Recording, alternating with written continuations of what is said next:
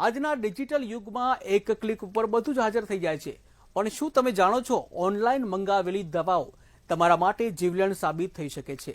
પરંતુ Vadodara chemist and druggist એસોસિએશને કરેલા sting ઓપરેશનને ઓનલાઈન દવાના વેચાણ પાછળના કાળી સચ્ચાઈનો પર્દાફાશ કર્યો છે. જોઈએ ખાસ રિપોર્ટ. ઓનલાઈન દવાઓ ખરીદતા પહેલા ચેતજો.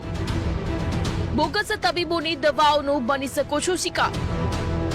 ઓનલાઈન દવા વેચાણનો મામલો હાઈકોર્ટમાં પહોંચ્યો. બોગસ તબીબના નામે બનતું નકલી પ્રિસ્ક્રિપ્શન. ખોટી દવાઓથી જીવલેણ બીમારીનો ખતરો. મોબાઈલ ફોનમાં એક ક્લિક અને દવા ઘરના આંગણે. સાંભળવામાં સુવિધા ખૂબ જ આકર્ષક લાગે છે. હાલમાં 50થી વધુ એપ્લિકેશન અને વેબસાઇટ ભારતમાં ધમધમી રહી છે, જે 20%થી 50% સુધીના ડિસ્કાઉન્ટનો લાભ આપીને દર્દીઓને આકર્ષી રહી છે.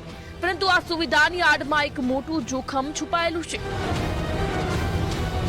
વડોદરા કેમિસ્ટ એન્ડ ડ્રગિસ્ટ એસોસિએશનના પ્રમુખ મનીષ પટેલે હાઈકોર્ટમાં એક ચોંકાવનારો પુરાવો રજૂ કર્યો છે.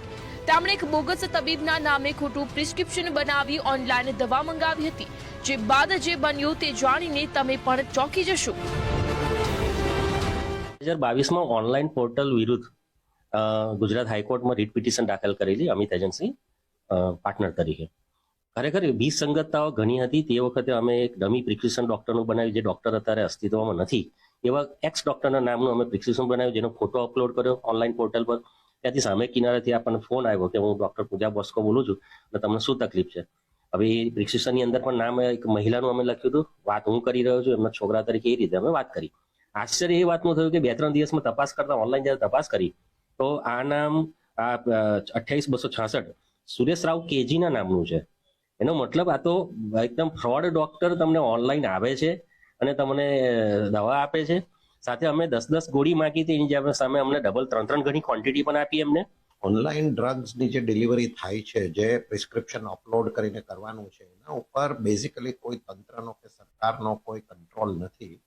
અને એકના એક પ્રિસ્ક્રિપ્શન અનેક વખત અપલોડ થાય, અલગ અલગ જગ્યાએ અપલોડ થાય, જુદા જુદા પોર્ટલ પર અપલોડ કરીને જો વધારે દવાઓ મંગાવવામાં આવે, અથવા ઇવન આજના જમાનામાં એઆઈથી આર્ટિફિશિયલ ઇન્ટેલિજન્સથી મનગમતા જોઈતા પ્રિસ્ક્રિપ્શનો બનાવી શકાતા હોય અને અપલોડ થાય. માત્ર કેમિસ્ટો જ નહીં, પણ નિષ્ણાંત તબીબો પણ આ મામલે ચિંતિત બન્યા છે. ટેલિમેડિસિનનો ઉદ્દેશ્ય અંતરિયાળ વિસ્તારોમાં સેવા પહોંચાડવાનો હતો, પરંતુ આજે તેનો દુરુપયોગ થઈ રહ્યો છે, જ્યારે ખોટી દવાઓ અથવા તો ડોક્ટરની સલાહ વગર લેવાયેલી દવાઓ શરીર માટે ઘાતક નીવડી શકે છે. ખાસ કરીને જે ક્રિટિકલ મેડિસિન કહેવાય, જેમ કે એન્ટીબાયોટિક છે, એ યુઝ કરવું એ મારા ખ્યાલથી એ પ્રોપરલી કદાચ જજમેન્ટ ના પણ આવે.